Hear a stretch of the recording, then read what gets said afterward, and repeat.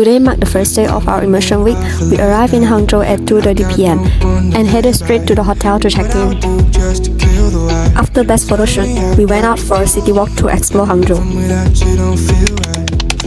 Second day of immersion week, also the first day of our company visit. Our first stop was Geely, a leading Chinese automobile manufacturer. Geely owns brands like Geely Auto. It has expanded its global influence by acquiring Volvo and investing in Daimler. Recently, it's made great progress in the field of new energy vehicle and smart technology. Next, we visited Moreto Tubes, a company that specializes in high-quality hand tools and power tools. Their products are widely used in industry, home, and automotive repair and are highly recognized for their durability and innovation.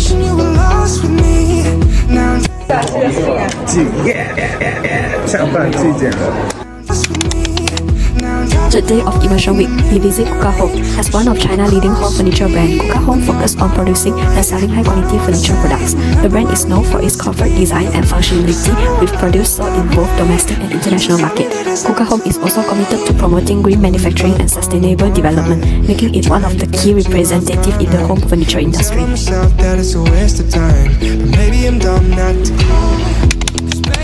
On the fourth day of immersion week, we visit Amazon Global Selling, a platform that lets Chinese consumers shop internationally, with direct delivery from places like US, Europe, and Japan, offering products across categories like electronic, fashion, and more.